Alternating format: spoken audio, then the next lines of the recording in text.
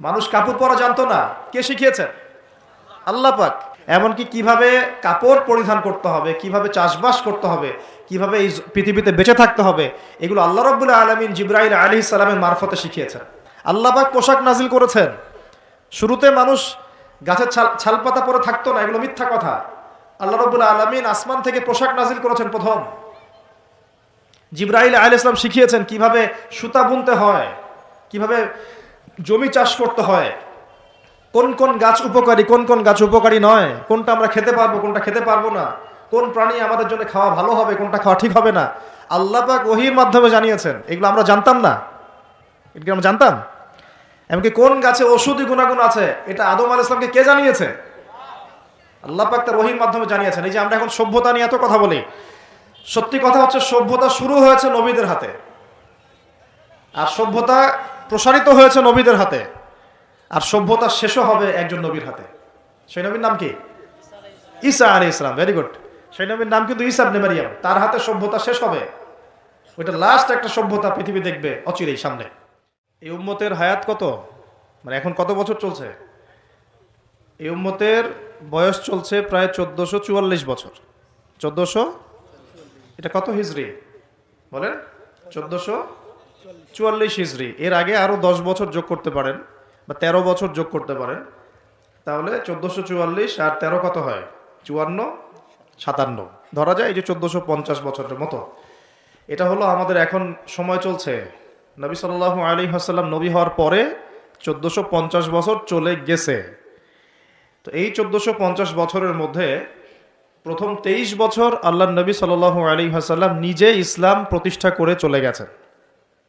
যার প্রথম 13 বছর মক্কায়, পরের 10 বছর মদিনায়। এই 23 বছর সময় নিয়ে তিনি পুরো জাজিরাতুল আরবে ইসলাম প্রতিষ্ঠা করে গেছেন। প্রতিষ্ঠা মানে কি? প্রতিষ্ঠা মানে হচ্ছে একটা সমাজের মানুষ 5 ওয়াক্ত নামাজ পড়ে, যাকাত দেয়, তারা সৎ কাজে আদেশ করে, অসৎ কাজে নিষেধ করে। একটা সমাজের মধ্যে আল্লাহ পাকের যে নাজিলকৃত বিধান, ওই অনুযায়ী ফয়সালা করা হয়। এটা হলো ইসলাম প্রতিষ্ঠা করা। আমি এখন কি করছি? আমি ইসলামের দাওয়াত দিচ্ছি। এখন আমি কি করছি? দাওয়াত দিচ্ছি। মনে করেন যে আল্লাহ না করুক এখানে কেউ কাউকে ধর্ষণ করলো, নাউজুবিল্লাহ, বা কেউ মদ পান করলো, বা কেউ মুরতাদ হয়ে গেল। মুরতাদ বুঝেন কি? ইসলাম ত্যাগ করে চলে যাওয়া। হ্যাঁ, এরকম বড় বড় হুদুদের মতো পাপ কেউ করলো, আমি তাকে কোনো শাস্তি দিতে পারবো না। পারবো না।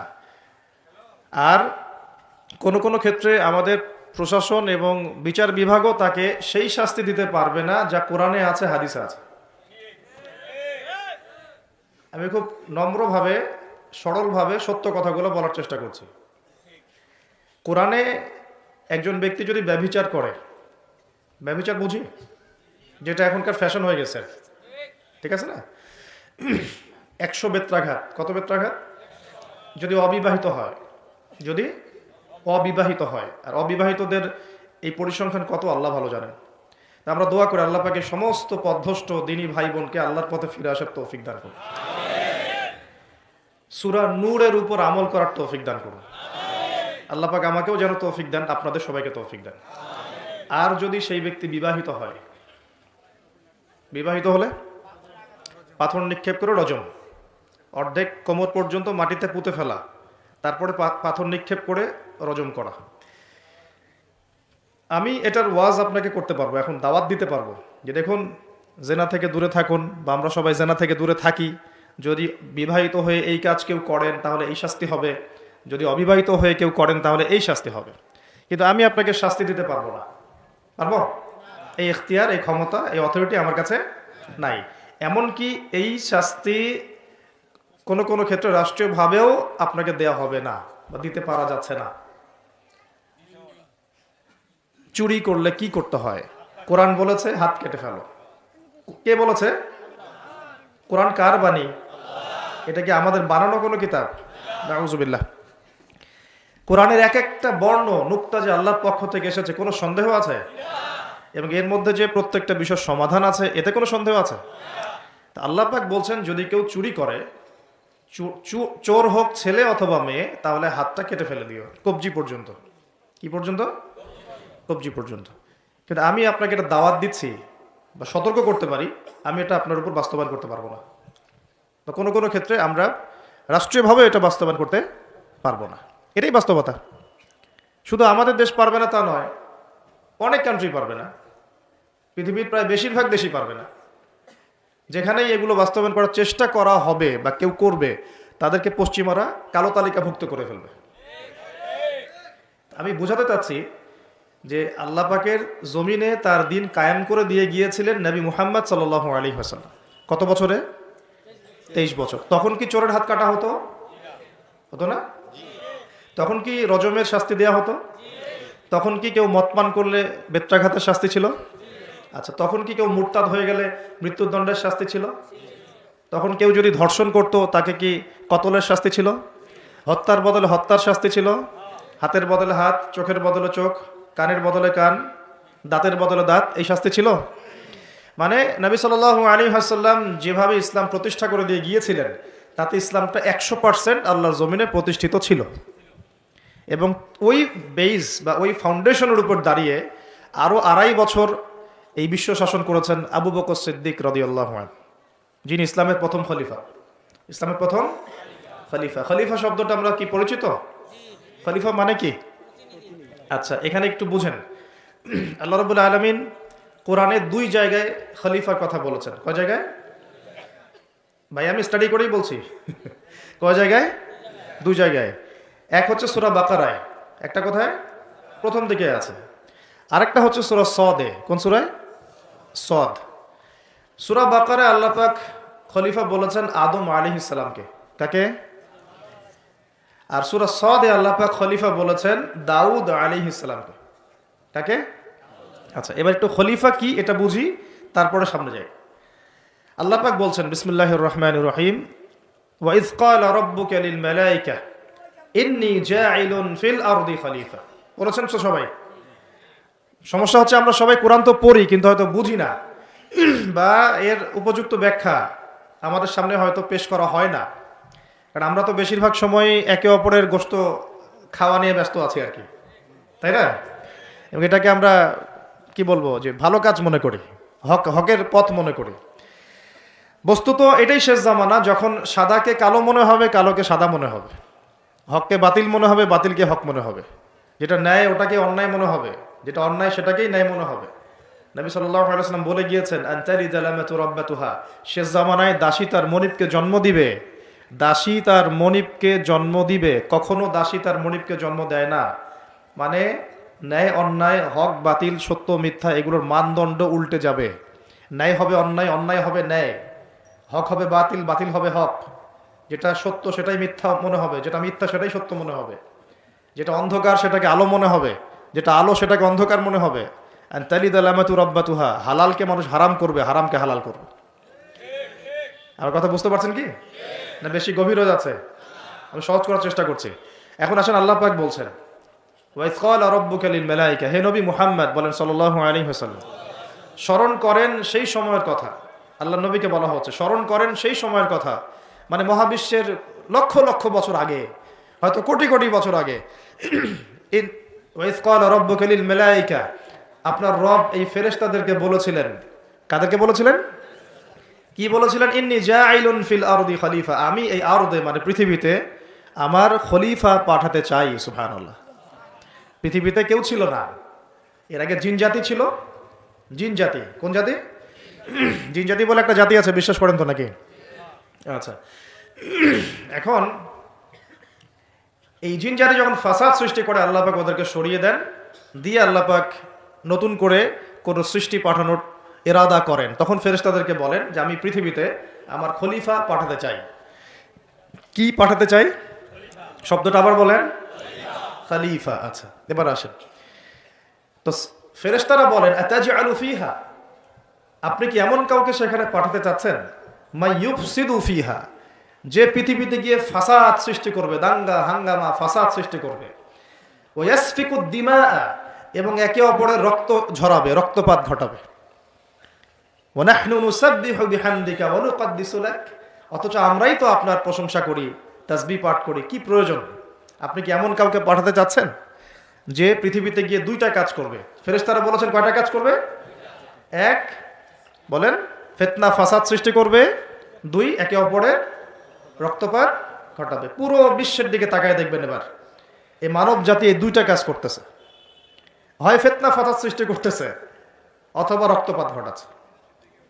এখানে ভাই ভাইয়ের রক্ত ঝরাচ্ছে, প্রতিবেশী প্রতিবেশীর, কোনো সময় সামাজিক এক দল আরেক দলের, কোনো সময় এক রাজনৈতিক দল আরেক রাজনৈতিক দলের, কোনো সময় এক বিশ্বের একটা দেশ আরেকটা দেশের।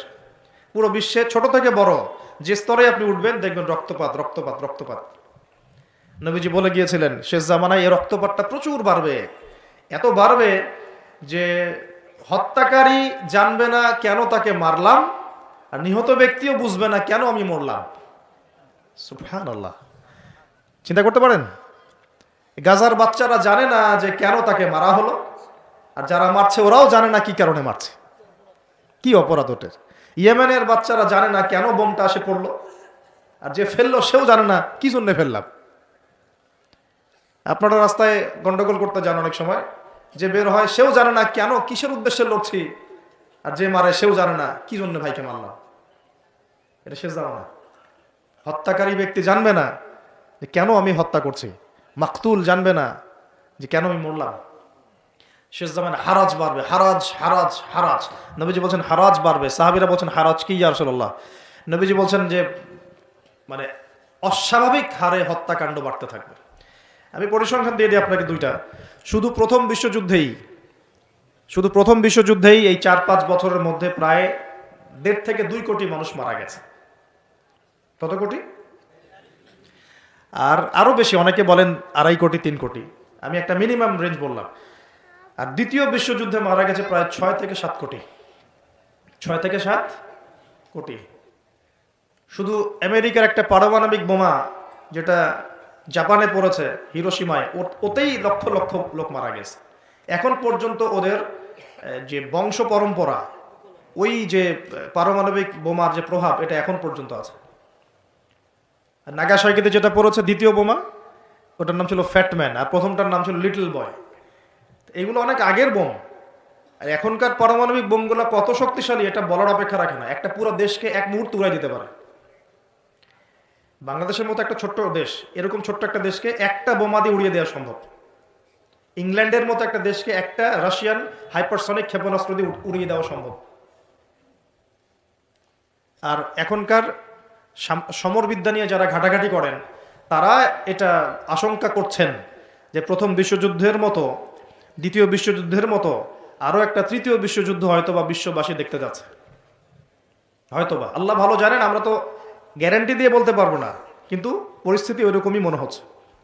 তবে এতটুকু জেনে রাখেন, হাদিসের মধ্যে মালহামা নামে একটা শব্দ আছে। কি শব্দ? নবীজি বলেছেন ইউফ্রেডিস নদী মানে ফোরাত নদী। ইউফ্রেডিস কোন নদী? এই ফোরাত নদী অচিরেই তার ভূগর্ভস্থ সোনার পাহাড় বের করে দিবে। ফোরাত নদী অচিরেই তার সোনার পাহাড় বের করে দিবে, এবং ওই সোনাকে নিয়ে মারামারি করতে আসবে যে মানুষগুলো, তাদের মধ্যে প্রত্যেক 100 জনের মধ্যে 99 জন মানুষ মারা যাবে।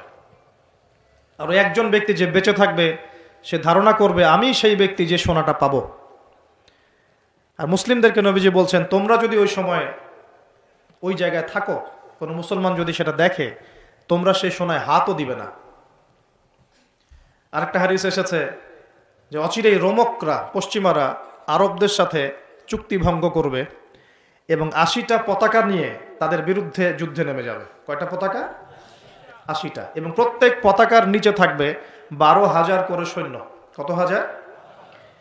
একটা যুদ্ধে এত বেশি 99% মানুষ মারা যাওয়াটা স্বাভাবিক না, এটা অস্বাভাবিক। ঢাল তলোয়ার AK-47 যুদ্ধে এমনটা হবে না বা হয় না। হয়তো এমন কোনো অস্ত্র সেখানে প্রয়োগ করা হতে পারে, এটা আমাদের ধারণা, আল্লাহ ভালো জানেন, যেই অস্ত্রগুলো দিয়ে অল্প সময়ে বেশি বেশি মানুষ মেরে ফেলা সম্ভব। ঠিক যেমন এখনকার নিউক্লিয়ার ওয়েপেন্স বা থার্মোনিউক্লিয়ার ওয়েপেন্স হতে পারে, আল্লাহ ভালো জানেন। তো বিশ্ববাসী এরকম একটা মালহামা দেখার অপেক্ষায় আছে। এই মালহামার পরেই আসবেন ইমামুল মাহদি। ইমামুল মাহদির পরে আসবে ঈসা ইবনে মারিয়াম। ঈসা ইবনে মারিয়ামের পরে আসছে ইসলামিক খেলাফত। ওই খেলাফত থেকে খলিফা, এই শব্দটা নিয়ে কথা বলছি এখন। আমি আবু বকর সিদ্দিকে ছিলাম রাদিয়াল্লাহু আনহু। ফেরেশতারা বলছেন আপনি কি এমন কাউকে পৃথিবীতে পাঠাতে চান গিয়ে রক্তপাত ঘটাবে অথবা ফাসাদ সৃষ্টি করবে। যেটা বললাম এখনকার বিশ্বে দুটোই আমাদের কাজ। তো আল্লাহ পাক বলছেন ইন্নী আ'লামু মা লা তা'লামুন, ইন্নী আ'লামু মা লা তা'লামুন, দেখো আমি যা জানি তোমরা সেটা জানো না। মানে আমার কিছু শুকরগুজার বান্দা থাকবে যারা এরকম ফিতনা ফাসাদ করবে না এবং রক্তপাতও ঘটাবে না, তাদের জন্যই আমি প্রস্তুত করেছি জান্নাতুল ফিরদাউস। সুবহানাল্লাহ। তো এখন ফেরেশতাদের মতামত আপনারা শুনলেন, আল্লাহ পাকের কথাও শুনলেন। এখন আল্লাহ রাব্বুল আলামিন তার খলিফা হিসেবে সৃষ্টি করলেন তার নিজ হাতে আদম আলাইহিস সালামকে। সুবহানাল্লাহ। প্রথম মানবকে, তিনি নবীও হলেন, তিনি প্রথম মানব এবং তিনি খলিফা। এখন আদম আলাইহিস সালামকে তার স্ত্রী সহ জান্নাতে থাকতে দেয়া হলো। এই ঘটনা আপনারা জানেন। ইবলিস এসে প্ররোচিত করলো। তার আগে ইবলিসকে বলা হয়েছিল সেজদা করো, সবাই সেজদা করলো, ইবলিস করলো না। মনে আছে? এটা তো আপনারা জানেন। ওইদিকে আমি আর ওই জন্য সময় নষ্ট করছি না। ইবলিস সেজদা না করে কাফের হয়ে গেল। আর আদম আলাইহিস সালাম এবং হাওয়া আলাইহিস সালামকে জান্নাতে থাকতে দেয়া হলো। বলা হলো যে এখানে থাকো, কিন্তু ওয়ালা তাকরাবা হাদিহিশ শাজারা, এই গাছের কাছেও যাবে না। ইবলিস ফুসলিয়ে ফাসলিয়ে তাদেরকে গাছের কাছে নিয়ে গেল। যেভাবে আমাদেরকে ফুসলিয়ে পাপের দিকে নিয়ে আসে, ঠিক এভাবেই। ঠিক আছে? এখন আমাদের পিতামাতা একটা ভুল করে ফেললেন। মানুষ মাত্র কি হবে? আমাদের পিতামাতা ভুল করে ফেললেন। এটাই তো হাদিসের ব্যাখ্যা যে কুল্লু বনি আদম খাত্তা, প্রত্যেকটা বনু আদমেরই কি আছে? ভুল আছে। খয়রুল খাত্তাইন আত-তাওয়াবিন, যারা তওবা করে তারা হচ্ছে উত্তম ভুলকারী। তো আমাদের পিতা কিন্তু ভুলের উপর অটল থাকলেন না। ইবলিস যেমন তার মতে অটল থাকলো যে আমি সেজদা করি নাই, তো কি হয়েছে? খলাকতানি মিন নার ওয়া খলাকতাহু মিন তিন, আমাকে সৃষ্টি করেছেন আপনি আগুন দিয়ে, ওকে সৃষ্টি করেছেন মাটি দিয়ে। এটা ইবলিসের চরিত্র। যে ভুলের উপর অটল থাকে, সংশোধন করে না, সেই ইবলিসের অনুসারী। কথা বুঝতে পারছেন? ইবলিস কি এখানে সঠিক ছিল? নাউজুবিল্লাহ, কখনোই না। আল্লাহ পাক তাকে আদেশ করেছেন, আদম কিসের তৈরি সেটা তো দেখার দরকার নাই। আল্লাহ পাক আদেশ করেছেন, বাস তোমাকে সেজদা করতে হবে।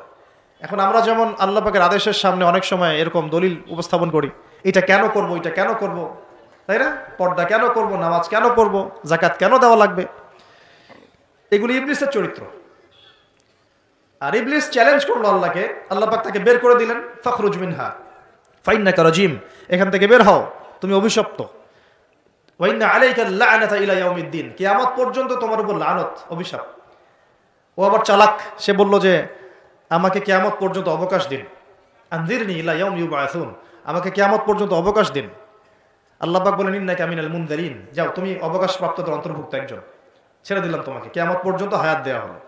এবার সে বলছে ফাবিমা আগওয়াইতানি, হে আল্লাহ, যে আদমের জন্য আপনি আমাকে বের করে দিলেন, আমি চ্যালেঞ্জ করছি। এবার ইবলিসের চ্যালেঞ্জটাও মাথায় লিখে রাখেন, মাথায় লিখে রাখেন। ইবলিস বলছে ফাবিমা আগওয়াইতানি লাআকউদান্না লাহুম সিরাতাকাল মুস্তাকিম, যার জন্য আপনি আমাকে এখান থেকে বের করে দিলেন, আমি তার সরল পথে ওত পেতে বসে থাকবো। কিভাবে বসে থাকবো? ওত পেতে।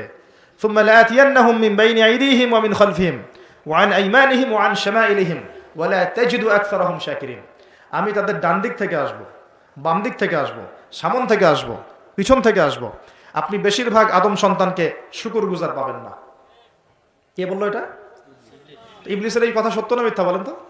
এখন সত্য হয় নাই? কিভাবে সত্য সেটা আরেকটা হাদিস থেকে দেখেন, দলিল। আমি আর গভীরে ঢুকে যাচ্ছি।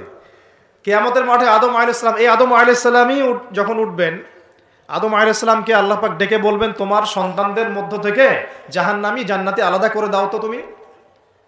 তো আদম আলাইহিস সালাম বলবেন ইয়া আল্লাহ, কতজন জান্নাতি, কতজন জাহান্নামী? আল্লাহ পাক বলবেন প্রত্যেক 1000-এ 999 জনকে জাহান্নামের জন্য আলাদা করে দাও। বলেন নাউজুবিল্লাহ। এই হাদিসটা শোনার পরে সাহাবায়ে কেরাম রাদিয়াল্লাহু আনহুম খুব বিচলিত হয়ে পড়ল। তখন নবী সাল্লাল্লাহু আলাইহি ওয়াসাল্লাম আশ্বস্ত করলেন যে ওই যে 1% জান্নাতি দেখা যাচ্ছে, এগুলো উম্মতে মুহাম্মাদের মধ্যেই বেশি হবে ইনশাআল্লাহ। তবে কোন উম্মতে মুহাম্মাদি যে নামাজ পড়ে না, রোজা রাখে না, যাকাত দেয় না, শরীয়তের বিধিবিধানের কোনো পরোয়া করে না, কোরআনটা পর্যন্ত তেলাওয়াত করতে চাচ্ছে না, সেই উম্মতে মুহাম্মাদি কথা বলা হচ্ছে কি? নাকি যারা নিজেদের জান মাল সময় শ্রম সবকিছু ঢেলে দিয়ে দিনের জন্য নিজেকে নিবেদিত প্রাণ করে, কাদের কথা বলা হচ্ছে? এটা আপনারা নিজেরাই বোঝেন, এটা তো আমার বোঝানোর দরকার নাই। এখন বুঝেন তাহলে পার্সেন্টেজটা কত হবে। তো ইবলিসের কথা তাহলে সত্য হলো। ইবলিস কি বললো? ওয়ালা তাজিদু আকসারাহুম শাকিরিন, বেশিরভাগকে আপনি শুকরগুজার পাবেন না। আল্লাহ পাক নিজেও এই কথা বলেছেন সূরা সদের মধ্যেই, ওয়া কালিলুম মিন ইবাদিয়াশ শাকুর, আমার শুকরগুজার বান্দা খুব কম হবে। অন্য একটা জায়গাতেও আছে। তো এখন আল্লাহ রাব্বুল আলামিন আদম আলাইহিস সালাম আর হাওয়া আলাইহিস সালামকে জান্নাতে রাখলেন। তারা যে ফল খেয়ে ভুল করে ফেললেন, আল্লাহ পাক তখন তাদেরকে সাথে সাথেই বের করে দেন নাই, সাথে সাথে বের করে দেন নাই, বরং ফাতালাক্কা আদামু মির রাব্বিহি কালিমাত, আদম আলাইহিস সালাম আল্লাহর কাছ থেকে কিছু কালিমা বা বাক্য শিখে নিলেন। সুবহানাল্লাহ। ফাতাবা আলাইহি, ওই কালিমা ওই বাক্য দিয়ে আল্লাহ আদম আলাইহিস সালাম তওবা করলেন। ওই কালিমা ওই বাক্য দিয়ে আল্লাহ পাক আদম আলাইহিস সালাম কি করলেন? আবার বলছি, একটু পিছনে যান। ওই কালিমা ওই বাক্য দিয়ে আদম আলাইহিস সালাম কি করলেন? তওবা করলেন। আবার বলছি, ফাতালাক্কা আদামু মির রাব্বিহি কালিমাত, আদম আলাইহিস সালাম তার রবের কাছ থেকে কিছু কালিমা শিখে নিলেন। ফাতাবা আলাইহি, ওই কালিমা দিয়ে আল্লাহ রাব্বুল আলামিনের কাছে তিনি তওবা করলেন। ইন্নাহু হুয়াত তাওয়াবুর রহিম, এবং আল্লাহ পাক তওবা কবুল করে তাকে মাফ করে দিলেন। ওই বাক্যটা কি ছিল সেটা একটু শুনি। ওই বাক্যটা ছিল রব্বানা, আমার সাথে বলেন, রব্বানা যালামনা আনফুসানা ওয়া ইল্লাম তাগফির লানা ওয়া তারহামনা লানাকুনান্না মিনাল খাসিরিন। মানে অর্থ হচ্ছে, হে আমাদের রব, রব্বানা যালামনা আনফুসানা, আমরা নিজেদের নফসের উপর জুলুম করেছি, ওয়া ইল্লাম তাগফির লানা, আপনি যদি আমাদেরকে মাফ না করেন, ওয়া তারহামনা, আমাদের উপর রহম না করেন, লানাকুনান্না মিনাল খাসিরিন, আমরা অবশ্যই ক্ষতিগ্রস্তদের অন্তর্ভুক্ত হয়ে যাব। এই কালিমা শিখলেন কে? আদম আলাইহিস সালাম তার রবের কাছ থেকে। এই কালিমা, এই দোয়া দিয়ে তিনি তওবা করলেন, আল্লাহ রাব্বুল আলামিন তাকে মাফ করে দিলেন। তবে তিনি বলে দিলেন আর জান্নাতে থাকা হচ্ছে না। কুল নাহবিতু মিনহা জামিআ, আল্লাহ বলেন তোমরা এখন সবাই পৃথিবীতে নেমে যাও। ফাইম্মা ইয়াতিয়ান্নাকুম মিন্নি হুদান, নেমে যাও পৃথিবীতে, কিন্তু জেনে রেখো পৃথিবীতে আমার পক্ষ থেকে তোমাদের কাছে হেদায়েত যাবে। কি যাবে? হেদায়েত মানে আসমানি কিতাব, নবী রাসূল। আসমানি কিতাব, নবী রাসূল, এগুলো আসবে তোমাদের কাছে।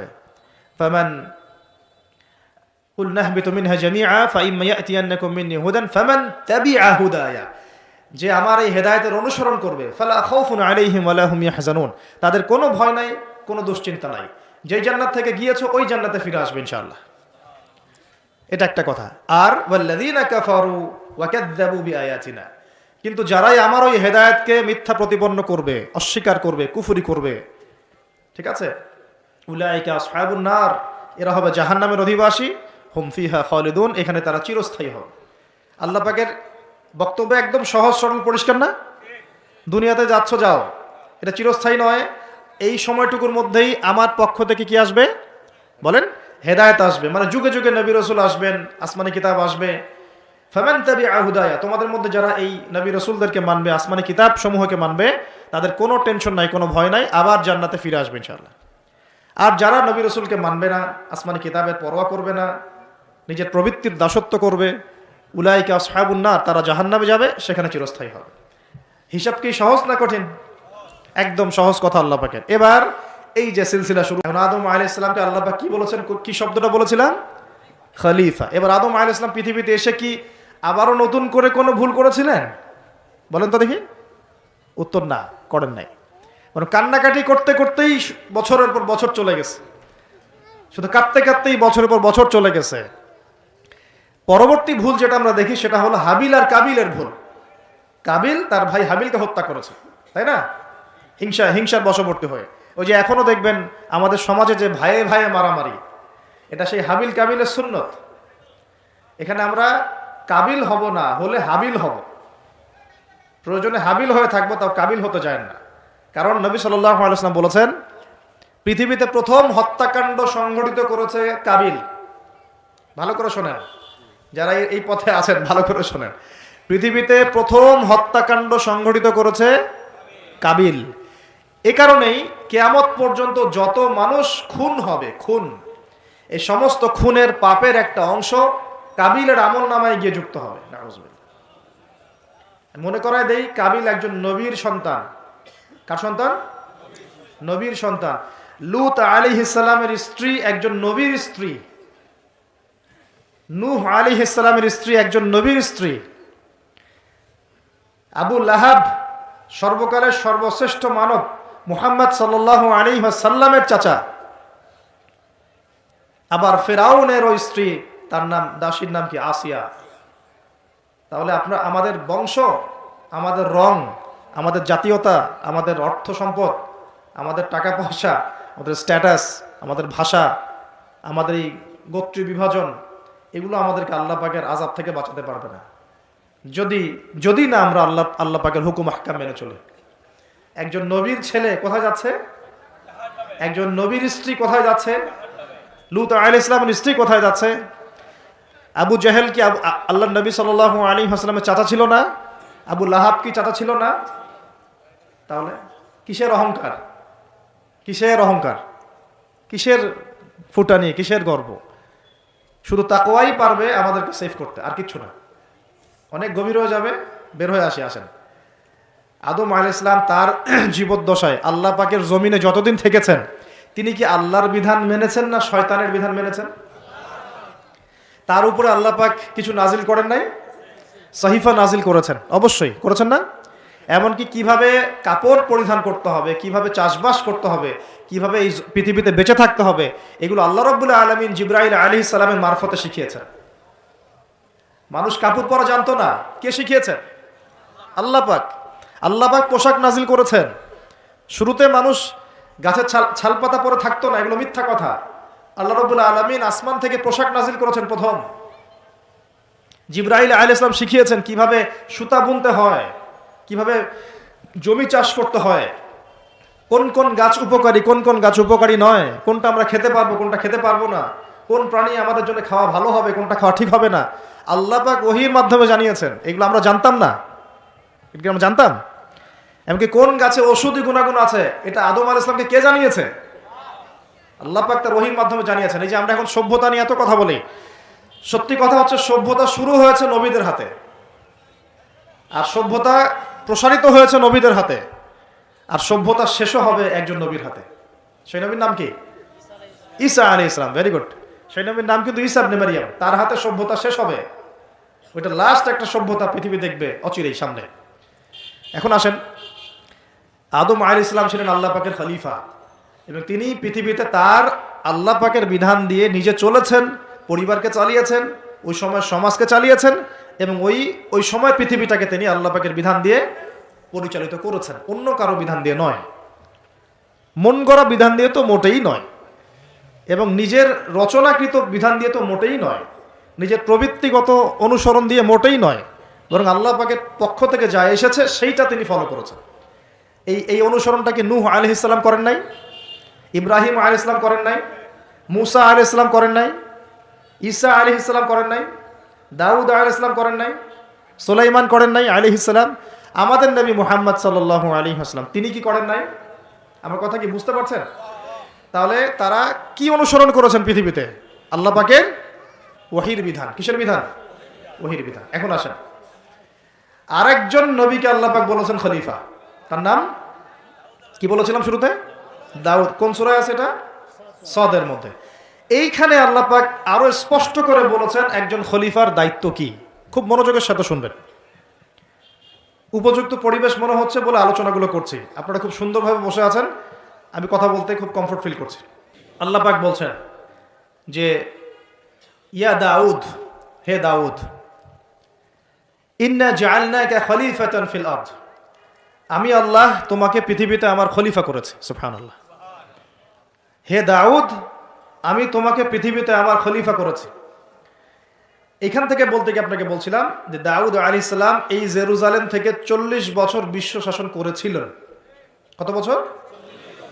দাউদ আলাইহিস সালাম এই জেরুজালেম থেকে, যেখানে এই লড়াইগুলো হচ্ছে এখন, এখান থেকে তিনি 40 বছর বিশ্ব শাসন করেছেন, এবং তারপরে তার সন্তান সুলাইমান আলাইহিস সালাম আরো 40 বছর তার বাবার চেয়েও দাপটের সাথে এই বিশ্ব শাসন করেছে,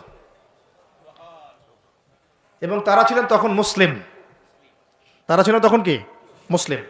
কিন্তু এখন যে ইসরায়েলকে আপনারা দেখছেন, তারা ওই শাসনটাকে ফিরিয়ে আনার চেষ্টা করছে, কিন্তু ভুল একটা পথে। ভুল পথটা কোথায়? তারা মনে করে তাদের একজন মাসিহ আসা এখনো বাকি আছে, এবং তারা মাসিহুদ দাজ্জালকেই তাদের মাসিহ মনে করে। আল্লাহ পাক তাদের মাসিহ পাঠিয়েছিলেন, সেই মাসিহের নাম হচ্ছে ঈসা আলাইহিস সালাম, কিন্তু তারা নিজেরা তাদের মাসিহকে চিনতে ভুল করে হত্যার চেষ্টা করেছিল। তারা নবীদেরকে হত্যা করা জাতি, এমনকি তারা আমাদের নবী মুহাম্মদ সাল্লাল্লাহু আলাইহি ওয়াসাল্লাম কেউ হত্যার চেষ্টা করেছে একাধিকবার। তো তারা মাসিহ ঈসা আলাইহিস সালামকে হত্যার চেষ্টা করেছিল, আল্লাহ পাক তাকে উঠিয়ে নিয়েছেন এবং তাদেরকে পরীক্ষা ফেলে আল্লাহ পাক মাসিহুদ দাজ্জালকেই তাদের কাছে মাসিহ মনে করিয়ে দিয়েছেন। এখন তারা দাজ্জালের জন্য তাদের প্ল্যাটফর্মটা রেডি করছে। এই কারণেই এই সংঘাতগুলো আপনারা দেখছেন। দাজ্জালের কনসেপ্টটা না বুঝতে পারলে এখনকার জিও পলিটিক্সটা বুঝতে পারবেন না। ইউনাইটেড নেশনস আপনাদেরকে জিও পলিটিক্স বোঝাতে পারবে না। জিও পলিটিক্সটা বুঝতে হলে দাজ্জালের কনসেপ্ট লাগবে। তাদের ধারণা তাদের মাসিহ আসলে পরে তারা ওই ফিলিস্তিন থেকেই, জেরুজালেম থেকেই আবারও বিশ্ব শাসন করবে, এটা ওরা ধারণা করে। এই ধারণায় তারা বিগত 100 বছর থেকে কাজ করে যাচ্ছে। কত বছর থেকে? এবং কাজ করতে করতে করতে করতে এখন দেখেন কি অবস্থা। প্রায় বেশিরভাগ জায়গায় তারা দখল করে ফেলেছে। তারা রাজনীতি নিয়ন্ত্রণ করে ফেলেছে, তারা রাষ্ট্র গঠন করে ফেলেছে, তারা রাজধানী পর্যন্ত ঘোষণা করেছে, তারা অর্থনীতি নিয়ন্ত্রণ করে ফেলেছে, তারা ব্যাংকিং ব্যবস্থা নিয়ন্ত্রণ করে ফেলেছে, ব্যবসা বাণিজ্যের বড় বড় সেক্টর নিয়ন্ত্রণ করে ফেলেছে, প্রযুক্তিগুলো নিয়ন্ত্রণ করে ফেলেছে, অস্ত্রশস্ত্রগুলো মজুত করে ফেলেছে। এখন তারা যা ইচ্ছা তাই করতে পারে। এই কাজগুলো তারা কেন করছে এটা আপনারা বুঝতে পারছেন না। কেন তারা হাসপাতালে বোম মারবে? কেন শিশুদেরকে হত্যা করবে? কেন নিরীহ ফিলিস্তিনিদেরকে এখান থেকে উৎখাত করবে? কেন? আপনার তো একটা কুকুরের গায়ে লাথি মারতে মায়া লাগে, মায়া লাগে না? কিন্তু কিভাবে নির্দয়ভাবে এই কাজগুলো তারা 100 বছর থেকে করতে পারছে? কারণ তারা মনে করে তারা সঠিক কাজ করছে। তারা মনে করে যে তারা এই জায়গার মূল মালিক, এই জায়গার মূল মালিক তারা এটা মনে করে। এবং তারা নীলনদ, মিশরের নীলনদ থেকে ফরাত নদী পর্যন্ত পুরো জায়গাটাকে হোলি ল্যান্ড মনে করে, পবিত্র জায়গা মনে করে। এবং তারা মনে করে যে আল্লাহ পাক তাদেরকে ওই জায়গাটা দিয়েছেন, এই জায়গায় ফিলিস্তিনিদের থাকার কোনো অধিকার নাই। এই কারণেই তারা মুসলমানদের উপর বিগত এই 70-80 বছর থেকে, বলা যায় প্রায় 100 বছর থেকে, কারণ 1914 সালে তারা ঢুকেছে, এখন 2023 সাল চলছে, এই পুরো সময়টা জুড়ে তারা যে নির্বিচার বাড়িঘর দখল করা, জমি দখল করা, ধর্ষণ, শিশু হত্যা, ভাইদেরকে কারাগারে নিক্ষেপ করা, হ্যাঁ, নির্বিচার হত্যাযজ্ঞ, এগুলো কেন চালাচ্ছে? কারণ তারা মনে করে ওই জায়গাটা তাদের, এবং তারা মনে করে যে তাদের মাসিহ আসা মাত্রই তারা ওইখান থেকে বিশ্বটাকে শাসন করবে। এবার কি মিলাতে পারছেন বিষয়টা কোন দিকে যাচ্ছে? এবং সত্যি কথা বলতে কি, তাদের মাসিহ, তারা যাকে মাসিহ মনে করে, সেই মাসিহুদ দাজ্জাল সত্যি সত্যি সেখান থেকে আসবেও এবং ইহুদিদেরকে নিয়ে সে বিশ্ব শাসন করবেও। দাজ্জাল আসবেও এবং ইহুদিদেরকে নিয়ে সে বিশ্ব শাসন করবেও। এটা আমাদের নবী সাল্লাল্লাহু আলাইহি ওয়াসাল্লাম বলে গেছেন। এটা হবে সর্বশেষ জালেমদের শাসন, সর্বশেষ। এবং কত দিন শাসন করবে সেটাও নবীজি বলে গিয়েছেন সাল্লাল্লাহু আলাইহি ওয়াসাল্লাম। আল্লাহ নবী বলে গিয়েছেন সে শাসন করবে 40 দিন। কতদিন? যার প্রথম দিনটা হবে 1 বছরের সমান। অলৌকিক না বিষয়টা? দ্বিতীয় দিনটা হবে 1 মাসের সমান। তৃতীয় দিনটা হবে 1 সপ্তাহের সমান। বাকি দিনগুলো হবে আমাদের দিনের মতো। পৃথিবীর সামনে এটা অপেক্ষা করছে, পৃথিবীর সামনে এটা আসা অপেক্ষা করছে মাত্র। এই যে ওদের দৌরত্ব আপনি দেখছেন জায়নিস্টদের, এটা এমনি এমনি না। এই যে পশ্চিমা মদত, আমেরিকার সাহায্য, ব্রিটেনের সাহায্য, পুরো পশ্চিমা বিশ্বের সাহায্য, এত শক্তি, এত দাপট তারা দেখাচ্ছে, যা ইচ্ছা তাই করে ফেলছে। ইচ্ছা হলে 200টা বাচ্চাকে মেরে ফেললাম, কেউ বলার কিছু নাই। আশপাশের আরব কান্ট্রিগুলো তাকায় তাকায় ফুটবল খেলা দেখছে, ঠিক আছে? সবাই সর্বোচ্চ এতটুকু বলতে পারে, আমরা নিন্দা জানাই, আমরা এর তীব্র প্রতিবাদ জানাই, দ্যাটস অল, এতটুকুই। আরবের তেল সব নিয়ন্ত্রণ করে ফেলেছে। আরবের চতুর্পাশে তার প্রতিবেশী রাষ্ট্র স্থাপন করেছে এবং প্রত্যেকটা রাষ্ট্রে সে মুনাফিকদেরকে বসিয়ে দিয়েছে। এত কিছু কিভাবে করতে পারছে? কি মনে হয় আপনাদের কাছে? এমনি এমনি নয়। এর সাথে মাসিহুদ দাজ্জালের একটা গভীর সম্পর্ক আছে। এবং দাজ্জাল এই ইহুদিদেরকে নিয়েই বিশ্ব শাসন করবে, নবী সাল্লাল্লাহু আলাইহি ওয়াসাল্লাম বলে গেছেন। আর এই ইহুদিরা নবীর যুগে কি হালে ছিল? বনু কুরাইজা, বনু কাইনুকা, বনু নাজির, এই 3টা কওমের সাথে আল্লাহর নবী নিজে সশস্ত্র যুদ্ধ করেছেন, করে ওদেরকে বের করে দিয়েছেন মদিনা থেকে। তারপর তারা খায়বারে গিয়ে আশ্রয় নিয়েছে। আলী রাদিয়াল্লাহু আনহু হাতে এই খায়বারও বিজয় হয়েছে। সবাইকে বের করার পরে নবীজি ইন্তেকালের কয়েকদিন আগে বলে গিয়েছিলেন, বাকি যারা আছে অবশিষ্ট, এদেরকে তোমরা এই জাজিরাতুল আরব থেকে বের করে দিও। কে বলে গিয়েছিলেন? এখন তার উম্মত দেখেন কি অবস্থা। চারপাশে বসে, ওই জেরুজালেমের চারপাশে আরব রাষ্ট্র রহব আছে, বসে বসে তামাশা দেখছে। 100 বছর হয়ে গেল। তো আমি এই জায়গা থেকে এখানে আসছি, ওইখান থেকেই দাউদ আলাইহিস সালাম বিশ্ব শাসন করেছিলেন। আল্লাহ পাক তাকে বলছেন খলিফা। কি করেছিলেন তিনি? আল্লাহ পাক তাকে বলছেন, ইয়া দাউদ, একটু মনোযোগের সাথে শুনেন, হে দাউদ, ইন্না জাআলনাকা খলিফাতান ফিল আরদ, আমি আল্লাহ তোমাকে এই জমিনে খলিফা করেছি। সুবহানাল্লাহ। এবং ওই জমিন বলতে কিন্তু এখন জেরুজালেম, আরদ মানে এখানে কিন্তু ওই বাইতুল মুকাদ্দাস, তিনি ওখান থেকেই বিশ্ব শাসন করেছিলেন। তোমার দায়িত্ব কি হে দাউদ, তোমার কাজটা কি? ফাহকুম বাইনান নাস বিল হক, সূরা সাদ পড়ে দেখেন। তোমার কাজ হচ্ছে মানুষের মাঝে, অনুসারী জনগণের মাঝে তুমি ন্যায় বিচার প্রতিষ্ঠা করবা। কি করবা? তার মানে একজন, যে কেউ, একজন মেম্বার হোক, একজন চেয়ারম্যান হোক, একজন এমপি হোক, একজন মন্ত্রী হোক, একজন পিএম হোক, যাকে আল্লাহ পাক যেখানে দায়িত্ব দিবেন, খলিফা হিসেবে তার কাজ কি বলেন তো? ফাহকুম বাইনান নাস বিল হক, সত্য ন্যায়ের মানদণ্ডে মানুষের মাঝখানে বিচার ফয়সালা করবা, বাস, এটা আপনার কাজ। নেতৃত্ব দিলে দোষের কিছু নাই, নেতৃত্ব পেলেও দোষের কিছু নাই, কিন্তু ফাংশনটা কি? একজন খলিফার কাজটা কি? আবু বকর সিদ্দিক কেমন খলিফা ছিলেন, ওমর কেমন ছিলেন, ওসমান কেমন ছিলেন, আলী কেমন ছিলেন রাদিয়াল্লাহু আনহুম আজমাইন, তার এই আয়াতের উপর আমল করতেন। ফাহকুম বাইনান নাস বিল হক, মানুষের মাঝখানে ন্যায় বিচার করো। ন্যায় বিচার কথা বলা হয়েছে, ন্যায় বিচার। এখন ন্যায় বিচার কতটুকু কি হচ্ছে না হচ্ছে এটা আপনারা আমার চেয়ে ভালো জানেন, আমি এইসব নিয়ে কথা বলতে চাই না, কিন্তু আমাদের কাজ এতটুকুই, যাকে আল্লাহ পাক যেখানে দায়িত্ব দিবেন ন্যায় বিচার। আরো আল্লাহ বলছেন, আয়াতটা শেষ হয়নি, আরো সামনে একটু আছে, আল্লাহ পাক বলছেন ওয়ালা তাত্তাবিউল হাওয়া, ন্যায় বিচার করো এবং নিজের হাওয়া প্রবৃত্তির অনুসরণ করো না, নিজের মন গড়া বিধানের অনুসরণ করো না, নিজের প্রবৃত্তির দাসত্ব করো না। যদি করো তাহলে কি হবে? ইউদিল্লাকা আন সাবিলিল্লাহ, তাহলে আল্লাহ পাকের এই সরল পথ থেকে ওই প্রবৃত্তির অনুসরণ তোমাকে বিচ্যুত করে দিবে। কার কথা এগুলো? আল্লাহর কথা। ইন্নাল্লাযীনা ইউদিল্লুনা আন সাবিলিল্লাহ, পরের আয়াত, নিশ্চয় যারা আল্লাহ পাকের সরল পথ থেকে বিচ্যুত হয়ে গেছে, লাহুম আযাবুন শাদীদ, তাদের জন্য কঠিন শাস্তি আছে। আযাবুন শাদীদ মানে কঠিন শাস্তি আছে। বিমা নাসু ইয়াউমাল হিসাব, এই কারণে যে তারা হিসাবের দিনটা ভুলে গিয়েছে। এই দুইটা আয়াত আমি শোনাই দিলাম আপনাকে। আল্লাহ পাক যাকে যেখানে দায়িত্ব দিবেন সব সময় এই দুইটা আয়াত মাথায় রাখবেন, যে আল্লাহ পাক আপনাকে দাউদ আলাইহিস সালামের মতো কাজ দিয়েছেন, আল্লাহ পাক আপনাকে আদম আলাইহিস সালামের মতো কাজ দিয়েছেন। যাকেই দেখ, X Y Z whoever he is, এটা আমাদের দেখার বিষয় না। আমরা ধর্মতাত্ত্বিক দৃষ্টিকোণ থেকে শুধু মূলনীতিগুলো বলবো। তাহলে এখানে খলিফার কাজ কি বুঝতে পারলাম? মানুষের মাঝে ন্যায় বিচার প্রতিষ্ঠা করা, প্রবৃত্তির দাসত্ব না করা। যদি করি তাহলে কঠিন শাস্তি অপেক্ষা করছে। এখন আসেন, আল্লাহ নবী সাল্লাল্লাহু আলাইহি ওয়াসাল্লাম কি এই আয়াতের উপর আমল করে যান নাই? গিয়েছেন না যান নাই? তার জীবদ্দশায়, তার 23 বছরের এই নববী জীবনে কেউ কখনো জুলুমের শিকার হয়েছিল? বলেন তো, কেউ বলতে পারবে বুকে হাত দিয়ে যে একজন মানুষ জুলুমের শিকার হয়েছে? তার রেখে যাওয়া ইসলামের এই প্ল্যাটফর্মের উপরে আবু বকর সিদ্দিক শাসন চালিয়েছেন 2.5 বছরের মতো। আবু বকর সিদ্দিকের সময় কি কেউ জুলুমের শিকার হয়েছিল? তিনি কি এই আয়াতগুলোর উপর আমল করেছিলেন না করেন নাই? তাহলে তিনি একজন সফল খলিফা ছিলেন। আমরা খলিফা এবং খেলাফা দুটার ব্যাখ্যা বুঝতে পারলাম। যে খলিফা আল্লাহ পাকের বিধান মেনে বিচার ফয়সালা করে, ওই শাসন ব্যবস্থাটাকেই বলা হয় খিলাফা। এটা নতুন কোনো মৌলবাদী শব্দ নয়, আমরা ভুল বুঝি, আমাদেরকে ভুল বোঝানো হয়।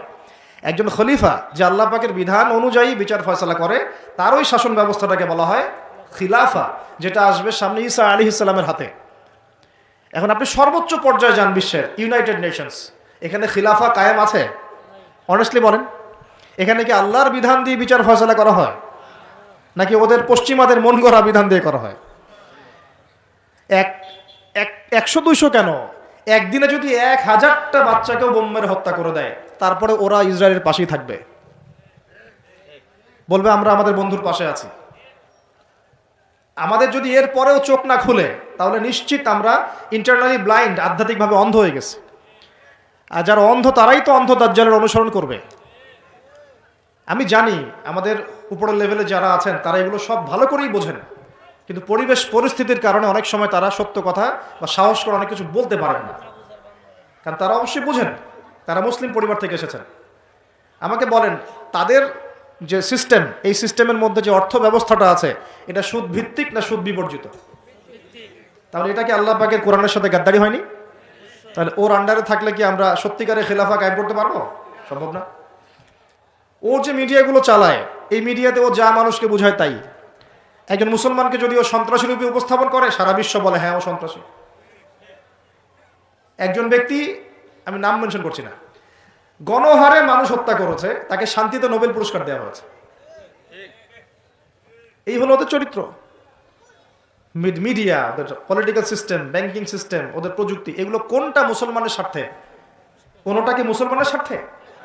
সবগুলো করেছে ওদের স্বার্থে। ওখানে গিয়ে আমরা সর্বোচ্চ কি করতে পারি? আমরা হয়তো ওই যে ফিডেল ক্যাস্ট্রোর মতো একটা ভাষণ দিতে পারবো, অথবা ওই গাদ্দাফির মতো একটা ভাষণ দিতে পারবো। যারাই সেখানে দাঁড়িয়ে লম্বা লম্বা লেকচার দিয়েছে, গরম গরম বক্তব্য দিয়েছে, ওদের সবাইকে হয় মেরে দেওয়া হয়েছে, না হলে ক্ষমতাচ্যুত করা হয়েছে। আমাদের চোখ কবে খুলবে? এটা একটা কুফরি শক্তি। এটা এই পৃথিবীর সবচেয়ে বড় শিরক, সবচেয়ে বড় তাগুত, সবচেয়ে বড় কুফর। এর গোড়ায় গিয়ে আমাদেরকে আঘাত করতে হবে, এবং সেই আঘাতটা আমরা করতে পারবো না, আমরা জানি। সে আঘাতটা করবে ইমামুল মাহদী এবং ঈসা আলাইহিস সালাম। আমি জানি আমরা কিছু করতে পারবো না, এবং আমি আপনাকে করতেও বলছি না কিছু, ভবিষ্যৎটা বলে দিচ্ছি ইনশাআল্লাহ। এই বৈশ্বিক এই শিরক আর কুফর তাগুতের গোড়ায় শিকড়ে আঘাতটা করবে কে? ইমামুল মাহদী এবং ঈসা আলাইহিস সালাম। তারপরে আবার জেরুজালেম থেকে বিশ্ব শাসন হবে ইনশাআল্লাহ। তখন প্রত্যেকটা মুসলমানের হক অধিকার রক্ষা করা হবে। তখন মুসলমানরা এইভাবে মাথা নত করে বাঁচবে না, মাথা উঁচু করে বাঁচবে ইনশাআল্লাহ। এত সহজ যে মুসলিম বাচ্চাদেরকে বোম্বারে হত্যা করে ফেললো। আমি আপনাদেরকে দলিল দিলে রাত 2টা-3টা বেজে যাবে। একজন সাহাবীর হত্যার প্রতিশোধ নেওয়ার জন্য নবী সাল্লাল্লাহু আলাইহি ওয়াসাল্লাম 30,000 সৈন্যবাহিনী রেডি করে রোমানদের বিরুদ্ধে যুদ্ধ করতে পাঠিয়েছে। কজন সাহাবী? আবার একজন দিনী বোন, মুসলিম রমণী মহিলা সাহাবীর ইজ্জতের বিনিময়ে পুরা বনু কুরাইজার সাথে নবী যুদ্ধ করেছেন। নবী একজন রাষ্ট্রদূত পাঠিয়েছিলেন, খ্রিস্টানরা ওই রাষ্ট্রদূতকে হত্যা করেছিল। ওই একজন সাহাবীকে হত্যার প্রতিশোধ নেওয়ার জন্য আল্লাহ নবী সাল্লাল্লাহু আলাইহি ওয়াসাল্লাম মুতার যুদ্ধে চলে গিয়েছেন। কি মনে করেছে মুসলমানদেরকে ওরা যা ইচ্ছা তাই করবে? যখনই মুসলিমরা ইসলামের পক্ষে কথা বলার চেষ্টা করে অথবা শক্ত অবস্থান দেখানোর চেষ্টা করে, ওরা কয়েকটা অস্ত্র প্রয়োগ করে, স্যাংশন দিয়ে দিব, তারপরে কি করব, টাকার মান কমিয়ে দিব, ভিসা বাতিল করে দিব। অনেক সমস্যা ওদের কাছে। এরকম 70 থেকে 72টা অস্ত্র থাকে, একটা একটা করে প্রয়োগ করে। স্যাংশন একটা অস্ত্র, ভিসা একটা অস্ত্র, টাকার মান ইনফ্লেশন হবে এটা একটা অস্ত্র, ঋণ দেওয়া বন্ধ করে দেবো একটা অস্ত্র, IMF এর লোন দিব না একটা অস্ত্র। এরকম অস্ত্র শেষ নাই। এগুলো আপনারা সবাই বুঝবেন না, পলিটিশিয়ানরা বুঝবে। এই শক্তিটা, এই পুরো পশ্চিমাদের এই পুরো শক্তিটা, আমি বলছি না তাদের মধ্যে ভালো মানুষ না, এটা বলছি না। এটা যারা নিয়ন্ত্রণ করে তাদের নাম জায়নিস্ট। তারা কারা? এই জায়নিস্টরা কখনোই মুসলমানদের স্বার্থে কাজ করবে না। কশ্চিন কালেও তারা এই মুসলিম বাচ্চাদের রক্তের বদলা নিবে না। কশ্চিন কালেও তারা আমাদের এই ভাই বোনদের জীবনের মূল্য দিতে পারবে না। তারা আমাদের পক্ষে অবস্থান নিবে না। হাজার হাজার মুসলিমকে মেরে ফেলার পরেও তারা ওদেরই পক্ষে অবস্থান নিবে। এমনকি যে এগুলো নিয়ে কথা পর্যন্ত বলবে তাকেও গুপ্ত হত্যা করে হত্যা করতে পারে। দ্য সিক্রেটস অফ জায়নিজম বইটা পড়ে দেখেন, হেনরি ফোর্ডের লেখা। উনি নিজেও ওদের একজন ছিলেন, বের হয়ে এসেছেন, পরে সৎপথে এসে বইটা লিখেছেন। বইটা পড়ে দেখেন, পড়াশোনা করেন। আমাদেরকে চোখ কান খোলা রেখে চলতে হবে। আমি এই মূল জায়গা থেকে আস্তে আস্তে শেষের দিকে আসতেছি, একটু মনোযোগ ধরে রাখেন। এটা হলো খেলাফা এবং খলিফার ফাংশন। এখন আবু বকর সিদ্দিক কি এটা আমল করে দেখেন নাই? উমর ইবনুল খাত্তাব তার 10 বছরের শাসন, কত বছর? এই 10 বছরে আপনি একজন মানুষ দেখান যে অনাহারে মারা গেছে বা দারিদ্র সীমা নিচে ছিল, বা ওই 10 বছরে একজন মুসলিম বোনের ইজ্জত হানি করা হয়েছে, একটা বাচ্চাকে হত্যা করতে পেরেছে, বা একজন মুসলিম ভাইকে অন্যায়ভাবে হত্যা করেছে, বা শুধু মুসলমানদের উপরে গরম গরম কথা পর্যন্ত বলেছে, একটা দলিল খালি দেখেন আমাকে। 10 বছর আপনি দেখাতে পারবেন না। বরং মানুষ চাকরি ছেড়ে দিচ্ছে এসে, ইয়া আমিরুল মুমিনিন, আমার কোর্টে তো মামলাই আসে না, আমাকে অযথা বেতন দেন কেন? এই যে বর্তমান রাষ্ট্র ব্যবস্থার কাঠামো, এটা ওমর রাদিয়াল্লাহু আনহু দিয়েছেন। তার জীবনী পড়ে দেখেন, ইতিহাসগুলো পড়ে দেখেন। এখন এই 10 বছর যদি এভাবে চালানো যায়, তাহলে আমরা কেন এখন দুর্বল হচ্ছে? আরো সামনে যান, ওই 10 বছরে ওমর রাদিয়াল্লাহু আনহু এই বাইতুল মুকাদ্দাসও জয় করেছিলেন, মনে আছে? উটের পিঠে তিনি একবার চড়েছেন, তারপর ভৃত্যকে উঠিয়েছেন, ওটা নিয়ে কাজী নজরুল ইসলাম কবিতা লিখেছিলেন, এগুলো তো এখন নাই। কবিতাটা এটা তো আমিরুল মুমিনিন কবিতা ছিল না একটা আগে, ওটা তো এখন আপনারা পড়তে পারেন না। কেন পড়তে পারেন না এটা আপনারা বুঝবেন। কেন পড়া যাচ্ছে না, কি সমস্যা হচ্ছে, পড়লে কি হবে, কোথায় নিয়ে যাচ্ছি আমরা বাচ্চাদেরকে, এখন কোন দিকে নিয়ে যাচ্ছি বাচ্চাদেরকে আমরা? আসলে ইসলামের শিক্ষা ছাড়া আপনি যত শিক্ষায় শিক্ষিত করেন না কেন, পরকালে আপনি পস্তাবেন, আমরা পস্তাবো না। পরকালে আপনি পস্তাবেন যে আমি আমার সন্তানকে কেন এই শিক্ষা দিয়ে আসলাম না। হয়তো আজকে রব্বির হামহুমা কামা রব্বায়ানি সগীরা বলতে পারতো, এখন তো সেটাও পারছে না। উসমান রাদিয়াল্লাহু আনহু খেলাফতের পর আরো 12 বছর, কত বছর? একটা ঘটনা দেখান আমাকে, মুসলিমদের অধঃপতনের বা মুসলমানদেরকে অপদস্থ করেছে একটা ঘটনা দেখান। এরপর আলী ইবনে আবি তালেবের আরো প্রায় 1.5-2 বছর, ওই সময় দেখান। আমি বলেছিলাম 1200 বছর প্রায়। তারপর উমাইয়ারা শাসন করেছে প্রায় 97 বছর। কত বছর? নিজেদের মধ্যে অনেক সমস্যা হয়েছিল। যেমন এখন আমাদের সবাই মুসলিম ভাই, পলিটিক্যালি নিজেদের মধ্যে সমস্যা হয় না, এরকম সমস্যা হয়েছিল উমাইয়া খেলাফতেও, উসমান রাদিয়াল্লাহু আনহুর সময়ও, আলী ইবনে আবি তালেবের সময়ও। কিন্তু কখনো বাইরের শত্রুদের কাছে আমরা পরাজিত হই নাই। মানে আমার ঘরে কি সমস্যা আছে আছে, আমি সেটা ঘরে বুঝবো। ভাইয়ের সাথে ভাইয়ের সমস্যা হচ্ছে, ওকে ঠিক আছে, হাতাহাতি হয়েছে, মারামারি হয়েছে, অস্ত্র নিয়ে মুখোমুখি হয়েছি, এটা আমার ঘরের সমস্যা। কিন্তু বহির্বিশ্বে মুসলমানদের উপর চোখ রাঙিয়ে কথা বলেছে এমন একটা জাতি খুঁজে পাওয়া যায় না তখন। 97 বছর উমাইয়ারা করেছে। তারপরে আব্বাসীয়রা এসেছে, আব্বাসীয়রা এসে প্রায় 550 বছর চালিয়েছে। কত বছর?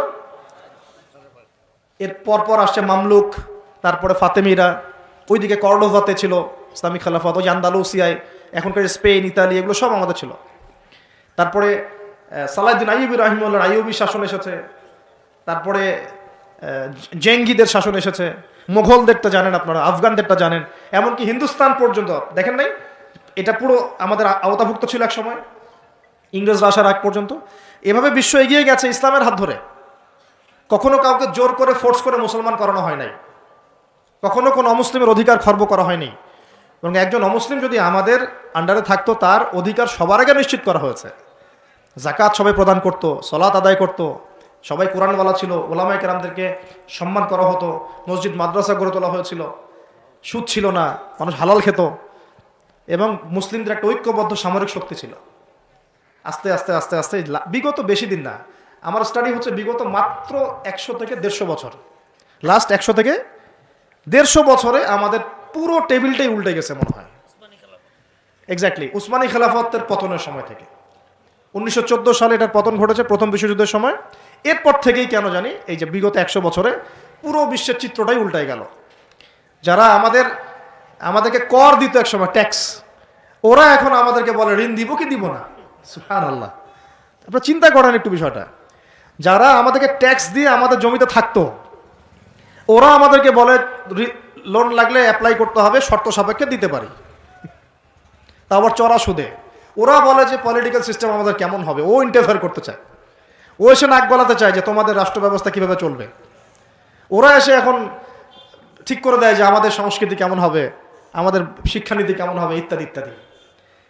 যে জেরুজালেমে ঢোকার আগে ওদেরকে 10 বার চেকিং করতে হতো, ওখানে আমরা ত্রাণ পাঠাতে পারছি না, ওখানে আমরা মুসলমানরাই আমাদের ভাইকে ত্রাণ পাঠাতে পারছি না। নির্বিচারে মানুষ মারছে, কিন্তু আমরা গিয়ে প্রতিহত করতে পারছি না, আমরা ফোর্স পাঠাতে পারছি না। আপনি বিশ্বাস করেন বাংলাদেশে যারা উপর থেকে নিচু লেভেলে যে সেক্টরে মানুষরা আছেন, এদের মধ্যে বহু ইমানদার মানুষ আছে, বহু ইমানদার মানুষ আছে। পলিটিশিয়ানদের মধ্যে, র্যাবে, বিজিবিতে, আর্মিতে, আনসারে, প্রত্যেকটা জায়গায় এমন বহু মানুষ আছে যাদেরকে যদি আপনি পাঠাতেন যে যাও ওই জালেমদের বিরুদ্ধে অস্ত্র ধরো, দেখতেন ওরা বুক পেতে শহীদ হয়ে যেত। বহু মানুষ আমাদের দেশে আছে। ইমান আমরা লালন করি বলেই তো কথাগুলো বের হচ্ছে। আমাদের জায়গা, আমাদের জমি, আমাদের ভাই, আমাদের বোন, আমাদের বাচ্চাকে মেরে শেষ করে ফেললো, আমরা সামান্য প্রতিবাদটুকু করতে পারছি না। প্রতিবাদ করার প্ল্যাটফর্মটা কোথায়? জাতিসংঘে যেতে হবে। জাতিসংঘে গিয়ে প্রতিবাদ করে লাভটা কি হবে? ও বলবে যে আমি তার পাশে আছি, শোনাই নিবে। বাংলাদেশের মতো ছোট একটা দেশ যে পরিমাণ সাহস দেখিয়েছে, ওখানে আরবের বড় বড় মুসলিম রাষ্ট্রগুলো সেই সাহস দেখাতে পারে না। কিসের ওআইসি? নাটক সার্কাস মনে হয় এগুলাকে। 110-20 জন বসবে, খ্যাপসা খাবে, খ্যাপসা আর ওই যে কি ফাহাম, এগুলো খাবে বসে বসে, কোকাকোলা পান কর, কোকাকোলা, স্প্রাইট। শেষমেশ সবাই মিলে একটা সিদ্ধান্তে আসলো যে নিন্দা জানানো দরকার, নিন্দা জানাই। কেন নিন্দা জানাই? আরবের জনগণ তো খেপে যাবে, জনগণ তো ইমানদার, জনগণ বলবে যে আপনারা কিছু করেন না কেন, ওদেরকে দেখানোর জন্য মিটিংটা আয়োজন করব। আজ পর্যন্ত কি পদক্ষেপটা নিয়েছে? 15,000 মানুষের জীবনের মূল্য কি এই 1500 টাকার ত্রাণে চলে যাবে? এত ত্রাণ দিলেই হয়ে যাবে? কেউ কেউ তো বর্ডার পর্যন্ত বন্ধ করে রেখে দিচ্ছে যে এখানে আসতেও দিব না। এই হিস্ট্রি একদিন 2 দিনের না, আমি এক মিনিটে বলতে পারবো না। আপনারা ডক্টর রাগিব সারজানি এবং ডক্টর আলী মোহাম্মদ সাল্লাভি, তাদের ইতিহাসের বইগুলো পড়েন। ফিলিস্তিন নিয়ে বহু কিতাব আছে। এটা বিশাল ইতিহাস। এটা এখন অক্টোবর মাসের ঘটনা না, এটা অক্টোবর মাসের 6 তারিখে নতুন করে শুরু হয়েছে মাত্র। এটা প্রায় 97 বছর থেকে চলছে। কখনো এই রমজানে, কখনো সেই রমজানে, কখনো এই ইস্যু নিয়ে, কখনো সেই ইস্যু নিয়ে, কখনো নিজেরাই এটাকে সৃষ্টি করে। করতে করতে আস্তে আস্তে আস্তে 76 ভাগ জায়গা ওরা এখন দখল করে ফেলছে। আর আমি বললাম এদের সাথে দাজ্জালের মারাত্মক সম্পর্ক আছে, সামনে বুঝতে পারবেন। তো এটা একদিন 2 দিনের ইতিহাস নয়। আর এই প্রতিহতটা মানুষ আজকে নতুন করে করছে এমন নয়, প্রতিহত করেছে অনেকেই। অনেক সংগঠন এখানে প্রতিহত করে করে করে করে চলে গেছে। এখন না হয় আপনি হামাসকে দেখতে পাচ্ছেন, আগে তো সে ছিল না। ইন্তেফাদার আগে তো সে ছিলই না। নতুন করে তাকে প্রথম শুরু করেছিল ইখওয়ানুল মুসলিমিন। তার আগেও ওই যে কাসসাম ব্রিগেড, আপনার নাম শুনেছেন, ইজউদ্দিন কাসসাম, উনি প্রথম শুরু করেছিলেন 1935 সালের দিকে। এই ইতিহাসগুলো পড়তে থাকেন এবং কিভাবে তার আস্তে আস্তে এই জায়গায় ঘাঁটি গেড়েছে। আর এখন তারা কত শক্তিশালী আমাদের কল্পনার বাইরে। আমরা আমাদের আল্লাহ রাব্বুল আলামিনের কাছে দোয়ার চ্যানেল খোলা আছে। আমরা আমাদের মন থেকে দোয়া করবো ইনশাআল্লাহ। বলতে পারলে বলবো, লিখতে পারলে লিখবো, পণ্য বয়কট করতে পারলে করব, আমরা কূটনৈতিক সম্পর্ক ছিন্ন করতে পারলে করব। আমাদের পক্ষে যা করা সম্ভব তাই করবো ইনশাআল্লাহ। কারণ আমাদের তো হাত বাঁধা। দেখেন, আপনি চিন্তা করেন, চারপাশে আরব রাষ্ট্রগুলো তামাশা দেখছে। মাঝখানে মাত্রই 27 একর বর্গ কিলোমিটার জায়গা, 27 একর জায়গা আর কি, এটার মধ্যে বোম্বিং হচ্ছে। সবাই মানে 22 লক্ষ মানুষকে একটা জায়গায় নিয়ে এসে বোম মেরে হত্যা করা হচ্ছে। মানে ভাবটা এরকম যে ধরেন বাইতুল মোকাররমে সব মুসলমানকে ঢুকিয়ে বিষ প্রয়োগ করে হত্যা করা, যেমন এরকম আর কি, স্প্রে মেরে হত্যা করার মতো। অল্প একটু জায়গা, এর মধ্যে 22 লাখ মানুষকে ঢুকিয়ে দিয়ে বোম মেরে মেরে হত্যা করা হচ্ছে। এর চেয়ে বড় জুলুম পৃথিবী আর কোথাও দেখে নাই। আর ওই জায়গাটাকে আল্লাহ পাক বরকতময় বলেছেন, ওই জায়গাটাকেই আল্লাহ পাক বরকতময় বলেছেন। কেন? ওই জায়গা থেকে আল্লাহ পাক বেশি বেশি শহীদ কবুল করছেন, সুবহানাল্লাহ। এটাও বোঝেন, ওই জায়গা থেকে বেশি বেশি শহীদ আল্লাহর কাছে যাচ্ছে এবং তারা জীবিত, তারা জান্নাতে আছেন এখন ইনশাআল্লাহ।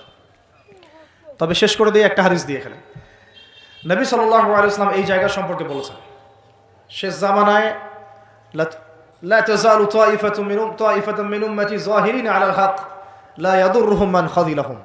আল্লাহ নবী সাল্লাল্লাহু আলাইহি ওয়াসাল্লাম বলেছেন, আমার উম্মতের একটা দল, সবাই না, একটা দল চিরদিন হকের উপর থাকবে, তারা যুদ্ধ করতে থাকবে, বিরোধিতাকারীরা তাদের কোনো ক্ষতি করতে পারবে না দুর্ভিক্ষ ছাড়া। কি ছাড়া? এই যে এখন বুঝতে পারছেন, দুর্ভিক্ষ ছাড়া, পানি নাই, খাবার নাই। বিরোধিতাকারীরা ওদের কোনো ক্ষতি করতে পারবে না দুর্ভিক্ষ ছাড়া। এবং তার সাহাবীরা জিজ্ঞাসা করছেন, ইয়া রাসূলুল্লাহ, তারা কোন এলাকায় যুদ্ধটা করবে? নবীজি বলছেন যে বাইতুল মুকাদ্দাস ওয়া মা হাওলাহা, বাইতুল মুকাদ্দাস এবং তার চারপাশে। আরেকটা জায়গা আসছে যে ফিল দিমাশক, মানে যে সিরিয়ার দামেস্ক এবং তার চারপাশে। নবীজি বলছেন সর্বশেষ এই দলটা দাজ্জালের সাথেও যুদ্ধ করবে। তো এই দিকে পৃথিবী যাবে। এখন আমরা আজকে সংক্ষিপ্ত আলোচনায় এতটুকু বোঝানোর চেষ্টা করলাম। দেখুন, আমরা পৃথিবীতে এমনি এমনি আসি নাই, আল্লাহ পাকের খলিফা হয়ে এসেছে। আল্লাহ পাকের খলিফার কাজ নিজে আল্লাহ পাকের বিধান মেনে চলা, তারপরে সবার আগে আমার পরিবারকে মানানোর চেষ্টা করানো। যদি পরিবার মানে আলহামদুলিল্লাহ, যদি না মানে দাওয়াত দেয়, আমার কাজ এতটুকু পর্যন্তই। আর যদি আমার সন্তান হয় তাহলে তাকে আমি ফোর্স করতে পারি, চাপ দিতে পারি, কিন্তু আমি আমার পিতাকে তো চাপ দিতে পারবো না, আমার মাকে আমি চাপ দিতে পারবো না, দাওয়াত দিতে পারবো। আমার স্ত্রী সন্তানদেরকে আমি চাপ দিতে পারবো। তো খলিফা নিজেও হব, নিজের পরিবারের মধ্যেও সেই খলিফার সুন্নতগুলো থাকবে। তারপরে আমি আমার সাধ্যমতো সমাজে এটার প্রচার প্রসার ঘটাবো। আল্লাহ পাক যদি কবুল করেন, বড় পরিসরেও খিলাফা কায়েম হবে ইনশাআল্লাহ। আর আল্লাহ পাক যাকে যেখানে দায়িত্ব দিবেন তার মনে রাখা উচিত হবে তিনি হচ্ছেন এই পৃথিবীতে আদম আলাইহিস সালামের সন্তান। তিনি এই পৃথিবীতে ওই দাউদ আলাইহিস সালামের রোল প্লে করছেন। এরপরে তার সাধ্য অনুযায়ী সে ইসলাম কেন্দ্রিক সমাজ গঠনের চেষ্টা করবে। যদি না পারে বা প্রতিবন্ধকতা থাকে, ওজোর আপত্তি আল্লাহর কাছে পেশ করবে। আর যদি একেবারেই অস্বীকার করে, কুফরি করে, তাহলে তার শাস্তি আল্লাহ পাক তাকে দিবেন। আর সর্বশেষ কথা হলো, এই খিলাফার বদৌলতেই 4 খলিফার যুগ থেকে, এই যে আমি আপনাকে 1914 সাল পর্যন্ত দেখালাম, এই মুসলিম বিশ্ব দাপটের সাথে মাথা উঁচু করে বেঁচেছিল। আর বিগত 100 বছরে যখন এগুলো আস্তে আস্তে উঠে গেছে, ড্যামলিশ হয়েছে, তখন আস্তে আস্তে পুরো টেবিলটাই উল্টে গেছে। এখন সত্যি কথা বলতে, পুরো ওয়ার্ল্ডের যত বড় বড় অস্ত্রশস্ত্র সেগুলো ওদের হাতে। ওটার দাপট আপনাকে ভয় দেখায়, ওটা সবচেয়ে বড় পাওয়ার। তারপরে প্রযুক্তিগুলো ওর হাতে, মিডিয়াগুলো ওর হাতে, ওদের হাতে, অর্থনৈতিক সিস্টেম, সুদভিত্তিক ব্যাংকিং সিস্টেম ওদের হাতে, যতগুলোর নাম বলে না, federal reserve, IMF, world bank, সব ওদের। তো এখন এই অবস্থাতে বিশ্বটা চলছে, এটা কি চিরস্থায়ী হবে? উত্তর হচ্ছে না, এটা চিরস্থায়ী হবে না। আজকে হোক আর কালকে হোক আর 100 বছর পরেই হোক, এটা চিরস্থায়ী হচ্ছে না ইনশাআল্লাহ। কখন চিরস্থায়ী হবে না? যখন একটা প্রজন্ম গড়ে উঠবে, যেই প্রজন্ম তাদের মুসলিম বীর সেনাদের ইতিহাস জানে, শেকড় চিনে, যেই প্রজন্ম 5 ওয়াক্ত নামাজি, মাশাআল্লাহ, তাহাজ্জুদ গোজার, হালাল খায়, যে যারা আদর্শ পরিবার গড়ার চেষ্টা করে, যারা সৎ কাজে আদেশ করে, অসৎ কাজে নিষেধ করে, যারা ইউনাইটেড, ঐক্যবদ্ধ, বিভক্ত না, যারা আল্লাহর বিধানের সামনে মাথা পেতে দেয়, অন্য কোনো তাগুতি বিধান তারা মেনে চলে না, যারা ইসলামটাকে আবারও বিশ্ব বিজয়ী করার ফিকির করে, চিন্তা করে, ওইভাবে কাজ করে, ইনশাল্লাহ ওই রকম প্রজন্ম যখন আসবে তখন বিজয় দেখতে পারবো ইনশাল্লাহ। তবে আমার মনে হয় না যে এখন সেই প্রজন্ম আছে বা চলছে, আমার মনে হয় না। কারণ এখন আমরা বেশিরভাগ ক্ষেত্রেই দুনিয়া নিয়ে ব্যস্ত হয়ে গেছি। আমরা অনেকেই নামাজ ছেড়ে দিয়েছি। কোরআন তো মাশাআল্লাহ আমরা বললাম প্রথমে যে অনেকেই পড়তে জানি না, সুন্নাহ মাফিক জীবনযাপন করছি না। পরিবার তো আসলে কি বলবো, নিজের বলতে নিজেরই খারাপ লাগে। অনেক পরিবার এখন জাহান্নামের টুকরা হয়ে গেছে, জাহান্নামের টুকরা হয়ে গেছে। সৎ কাজে আদেশ সবাই করছি না, অসৎ কাজে নিষেধ সবাই করছি না। ভাইয়ে ভাই আমরা গোশত খাওয়া নিয়ে ব্যস্ত হয়ে আছি, খালি মারামারি, কাটাকাটি, দাঙ্গা হাঙ্গামা। এমনকি দাড়ি টুপিওয়ালা মানুষরাও এখন একে অপরের গোশত খাচ্ছে বসে বসে। অনেকেই কে কার ভুল ধরতে পারবে, কে কাকে অপদস্থ করতে পারবে, কে কাকে জাতির সামনে ছোট করতে পারবে, মানে এগুলোই মনে হচ্ছে আমাদের কাজ। অথচ আমরা মূল লক্ষ্য থেকে কোথায় সরে গেলাম, মূল লক্ষ্যটা থেকে কত দূরে সরে গেলাম। আল্লাহ পাক আমাদেরকে সেই মূল বিষয়গুলো বোঝার তৌফিক দান করুন। ঘরের পাশে আগুন লাগলে কি ভাই আপনি এখানে ভাইয়ে ভাই তর্ক করবেন? আগুন আগে নিয়ে ভাবো। পুরো বিশ্বে আগুন জ্বলে গেছে, আগুন জ্বলছে পুরো বিশ্বে। তারা অঘোষিত ক্রুসেড রচনা করেছে, অঘোষিত, ঘোষণা দিয়ে রচনা করে নেই, ভিতরে ভিতরে অঘোষিত ক্রুসেড রচনা করেছে। ওরা একটা জিনিসই চিনে যে লা ইলাহা ইল্লাল্লাহ কালিমা কে পড়ে ওকেই ধরতে হবে। ওদের চিন্তা এরকম। সবার না, আমি বলছি ওদের মধ্যে সবাই খারাপ তা বলছি না, কিন্তু জায়নিস্টদের কথা বলছি আমি। আপনাকে দেখবেন আপনি শিয়া না সুন্নি, আপনি আহলে হাদিস না হানাফি, আপনি শাফিঈ না হাম্বলি, আপনি বাংলাদেশি না পাকিস্তানি, এগুলো কিছু দেখতে আসবে না। ওরা শুধু চিনে একটা কালিমা, লা ইলাহা ইল্লাল্লাহ মুহাম্মাদুর রাসূলুল্লাহ। যারাই পড়ছে এদেরকে ধরো, টার্গেট করো। তারা মুসলিম এবং ইসলামকে মিটিয়ে ফেলতে চায়। আল্লাহ পাক কোরআনে ওটা বলেছেন, ইউরিদুনা লিইউতফিউ নূরাল্লাহি বিআফওয়াহিহিম। তারা আল্লাহ পাকের এই নূর মানে কোরআন, হাদিস, ইসলাম, এটাকে মুখের ফুৎকারে নিভিয়ে ফেলতে চায়। আল্লাহ বলছে আল্লাহু ইউতিম্মু নূরাহ, কিন্তু আল্লাহ পাক তার নূরকে প্রজ্বলিত করবেন। ওয়ালাউ কারিহাল কাফিরুন, যদিও এই কাফেররা এটা পছন্দ করে না। মানে এটা প্রজ্বলিত করার দায়িত্ব আল্লাহ পাকই নিয়েছেন। কখন হবে? 2-3টা আয়াত বলে শেষ করে দেই খালি। আল্লাহ পাক বলেছেন ইন তানসুরুল্লাহ ইয়ানসুরুকুম, তোমরা যদি আল্লাহকে সাহায্য করো, মানে তোমরা যদি আল্লাহর দ্বীনকে সাহায্য করো, তাহলেই আল্লাহ তোমাদেরকে সাহায্য করবেন। এমনি এমনি সাহায্য নামবে না। এই যুগটা আবরাহার যুগ না, যে আবরাহা হস্তি বাহিনী নিয়ে হেঁটে যাবে আর আসমান থেকে পাখি আসবে ঝাঁকে ঝাঁকে, আবাবিল তৈরন আবাবিল নেমে আসবে। এটা সেই যুগ না। এখানে আপনাকে আপনার রিজিকের ফয়সালা যেমন নিজেকে করতে হয়, কাজ করতে হয় না, আকাশ থেকে মান্না সালওয়া পড়ে, রিজিক আল্লাহ দেন, কাজ আমাকে করতে হয়। ঠিক একইভাবে দিন প্রতিষ্ঠার ক্ষেত্রে ওইভাবেই কাজ না করলে আল্লাহ রাব্বুল আলামিন আসমান থেকে বিজয় দিবেন না। ইন তানসুরুল্লাহ ইয়ানসুরকুম, তোমরা যদি আল্লাহকে সাহায্য করো তবেই আল্লাহ তোমাদেরকে সাহায্য করবেন। ওয়া ইউসাব্বিত আকদামাকুম, তোমাদের পা আল্লাহ পাক সুদৃঢ় করে দিবেন ইনশাআল্লাহ। সুবহানাল্লাহ। আরো বলেছেন আল্লাহ পাক ইন্নাল্লাহা লা ইউগাইয়িরু মা বিকওমিন, আল্লাহ পাক কোনো কওমের অবস্থা ততক্ষণ পরিবর্তন করেন না, শুনে নেন, আল্লাহ পাক কোনো কওমের অবস্থা ততক্ষণ পরিবর্তন করেন না হাত্তা ইউগাইয়িরু মা বিআনফুসিহিম, যতক্ষণ না তারা নিজেরা নিজেদের অবস্থা পরিবর্তনের চেষ্টা করছে। আল্লাহ পাকের কথার উপর কোনো কথা নাই, এর উপর কোনো ওয়াজি নাই, আমাদের কথা তো কিচ্ছু না, আল্লাহ পাকের কথার উপর কোনো কথাই নাই। ইন তানসুরুল্লাহ ইয়ানসুরকুম, তোমরা আল্লাহকে সাহায্য করো, আল্লাহর দ্বীনকে সাহায্য করো, আল্লাহ তোমাদেরকে সাহায্য করবে। ওয়া ইউসাব্বিত আকদামাকুম, পা শক্ত করে দিবেন ইনশাআল্লাহ, কেউ টলাতে পারবে না। আর ইন্নাল্লাহা লা ইউগাইয়িরু মা বিকওমিন, মনে রেখো আল্লাহ পাক কোনো কওমের অবস্থা, কোনো জাতির অবস্থা ততক্ষণ পরিবর্তন করেন না যতক্ষণ না হাত্তা ইউগাইয়িরু মা বিআনফুসিহিম, যতক্ষণ না তারা নিজেরা নিজেদের অবস্থা পরিবর্তনের চেষ্টা করছে। আর সর্বশেষ কথা আল্লাহ পাক বলছেন ওয়া ইন তাতাওয়াল্লাউ, যদি তোমরা মুখ ফিরায় চলে যাও, তোমরা যদি মুখ ফিরিয়ে উল্টা দিকে চলা শুরু করো, যেমনটা আমরা করছি আর কি এখন, তাহলে আল্লাহ কি করবেন? আল্লাহ বলছেন ইয়াস্তাবদিল কওমান গায়রাকুম, আল্লাহ তোমাদের সবাইকে সরিয়ে দিবেন। বলেন নাউজুবিল্লাহ। ইয়াস্তাবদিল কওমান গায়রাকুম, আল্লাহ পাক তোমাদের সবাইকে সরিয়ে দিয়ে নতুন কওম নিয়ে আসবেন। সুম্মা লা ইয়াকুনু আমসালাকুম, তারা তোমাদের মতো হবে না, তারা তোমাদের মতো অপদার্থ হবে না। কিভাবে সরাতে পারেন? এক মহামারীতে সরাতে পারেন, পারেন না? এক ভূমিকম্পে সরাতে পারেন, 5-6 মাত্রা ভূমিকম্প হলেই শেষ, ঢাকা শেষ, একদম 60% মানুষ দেখবেন ডেড, নাউজুবিল্লাহ। তাহলে কিসের বড়াই, কিসের? আল্লাহ পাকের কোরআনের আয়াতগুলো থেকে আমরা শিক্ষা নিব না, নিব না? ওয়া ইন তাতাওয়াল্লাউ ইয়াস্তাবদিল কওমান গায়রাকুম সুম্মা লা ইয়াকুনু আমসালাকুম।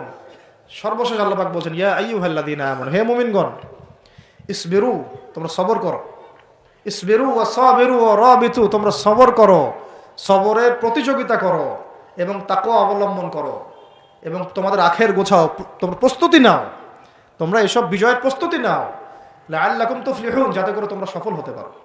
আল্লাহ পাক আমাদের সবাইকে আলোচনা বোঝার তৌফিক দান করুন। আল্লাহ পাক আমাদের সবাইকে তার জমিনে তার খলিফা হওয়ার তৌফিক দান করুন। সেই সোনালী যুগের ইসলাম আবার ফিরিয়ে আনার তৌফিক দান করুন। আল্লাহ পাক ইসলামটাকে আমাদের কাছে বোঝার তৌফিক দান করুন। যারা ইসলামের বিকৃত ব্যাখ্যা করে, এইসব ব্যাখ্যা থেকে আল্লাহ পাক আমাদেরকে হেফাজত করুন। আল্লাহ পাক ইসলামের নামে সব ধরনের উগ্রপন্থা থেকে আমাদেরকে হেফাজত করুন এবং একই সাথে ইসলামের নামের সব ধরনের শিথিলতা থেকে আল্লাহ পাক আমাদেরকে হেফাজত করুন। আল্লাহ পাক আমাদেরকে মধ্যমপন্থী জাতি বানায় দেন, আপোষের সমস্ত ক্রন্দল আল্লাহ মিটায় দেন এবং আমাদের যুব সমাজকে কোরআনওয়ালা বানায় দেন, সুন্নাহওয়ালা বানায় দেন। আমাদের পরিবারগুলোকে আল্লাহ পাক জান্নাতের টুকরা বানায় দেন। আল্লাহ পাক আমাদের সন্তানদেরকে মানুষ করার তৌফিক দান করেন। আসন্ন সেই বিজয়ে আল্লাহ পাক আমাদেরকে অংশ নেওয়ার তৌফিক দান করেন। দ্বীনের জন্য জানমাল ব্যয় করে, জানমাল সময় শ্রম যা আছে আল্লাহর জন্য ঢেলে দেওয়ার তৌফিক দান করেন।